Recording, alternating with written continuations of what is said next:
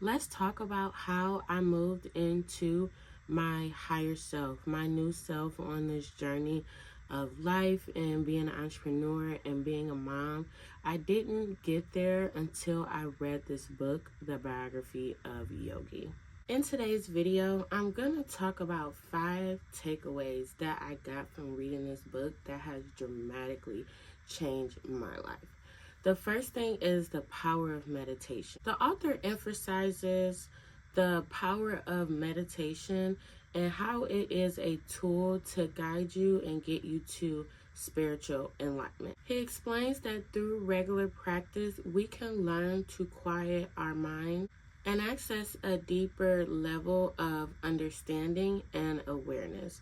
This is the biggest tip that I can give to you, and I definitely recommend going to read this book. Check it out. The link will be in the description. Since I've been meditating, I feel more balanced. As a Libra sign, we just be and it's just like, really. I noticed that as I've been meditating, I've come to more of a peaceful state. I noticed that I am less reactionary and more of a think it through. Sometimes I could be very, very impulsive and I'll go off of my first feeling, but I noticed that as I've been meditating, my thoughts and my understanding has been more clear to me, and I really, really appreciate the power of meditation.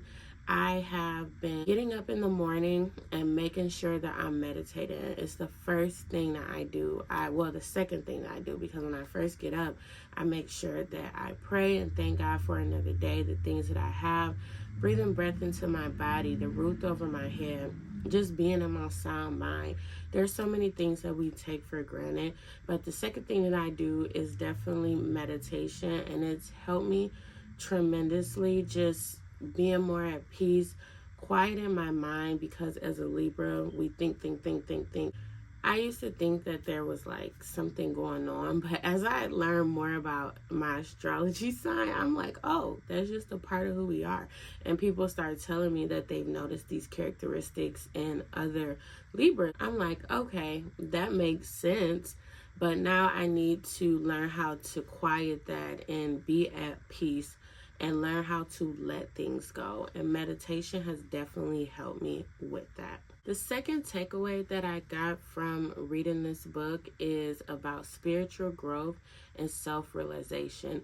It provides a roadmap of how you can get to spiritual growth, or a journey of spiritual growth and self-realization. It talks about the process of yoga and devotion and how those things can lead to transcending the limitations of the physical body and the physical world, uncover their true spiritual identity. This is something that definitely got me thinking. I'm like, if my spirit, my soul already had a purpose for being back here on earth in this physical realm, I wonder what it is. I think that is just to help people and to get my message out, because it's something that I've done since I was a little kid. I love helping people, making them feel better, making them smile, making them happy. And a lot of my life I have done that, but I realized throughout this year and throughout my spiritual journey that I have to pour into me first.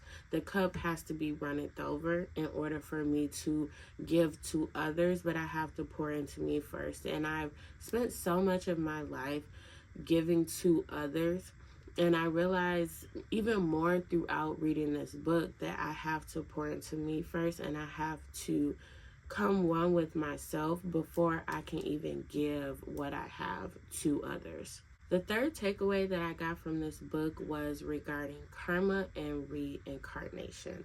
These were somewhat wild concepts to me. This book definitely goes into detail to help you understand their real, actual meaning and what karma really is. Karma and reincarnation are things that are heavy tenets in Eastern societies, and the book talks about how all actions have consequences, and we as spiritual beings have to take responsibility of our actions. and we have to deal with those consequences. And these are essential for progressing on our spiritual journey. I've always been one about, actions have consequences, about you have to take responsibility, own up to it. Everything that you do has an opposite and equal reaction to it. It kind of goes to the general definition that we have about karma and what we think, what goes around comes around, which is definitely true. But karma in this book explains something a little bit more deeper, and I'm not going to tell you what it is because I definitely think you should read it for yourself. Before we move to the next takeaway, if you're finding this content enjoyable and this information relatable, definitely go ahead and hit that like and subscribe button. Leave a comment below whether you think that these are things that will resonate with you, or if you're going to go ahead and read the book. If you do end up reading it, definitely leave a comment below and let me know how you like it. And also hit that link in the description to sign up for my newsletter and to be aware of events as I have them. Fourth takeaway is about having a guru on your journey to self-discovery. It talks about having a teacher or someone who is spiritually inclined at a higher level than you that can guide you along your path. And we know this to be true because we have teachers, we have parents, we have mentors, we have coaches that we have to guide us through things of the physical world. It's definitely understandable and a good concept to have a guru, along your spiritual journey, if it's something that is feasible for you. Having a guru can help you achieve higher levels of consciousness and direct you on your path to discovering your inner self. I definitely cried a couple of times throughout reading this book, but it gave me chills to think about how we place so much emphasis on our outer form, which our body definitely needs to be healthy. We want to look good, to be presentable in this physical world. But if we really look at our spirit and our souls, it has no color. It is ever flowing. It was just mind blowing to think about it in a different way. The fifth takeaway that I got from this book is that all religions have the same goal, and it is to help us get in touch with our divine self. As someone who grew up in religion, a religion-based household, faith-based household, I really didn't understand these concepts. I did, not to the degree that I understand them now after reading this book. The book encourages us to embrace the universal truths that are found in all spiritual traditions and to seek out the similarities more so than the differences. This just made me realize that I can be a spiritual person without being a religious person or diving into a religion.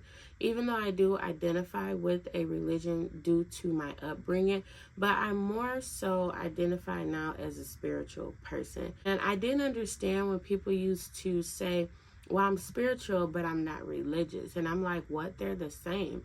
But reading this book really helped me understand how they're different and how we can use spirituality to manifest things in our life, to become one with the universe, to become our higher self, the new self that we want to be, which is what this channel is all about. Transitioning from the old you to the new you, from the old sedentary person that you once were to this new journey of being an entrepreneur and being a mom and navigating that in life and growth at the same time. Thanks for tuning in for today's video. Again, the link will be in the description for you to go ahead and get this book. Read it as soon as possible. It is definitely life-changing. Also, don't forget to hit that like and subscribe button if you found this content helpful and enjoyable. It helps me get my channel out to more individuals who can benefit from the information. As always, be blessed, and I will see you in the next video.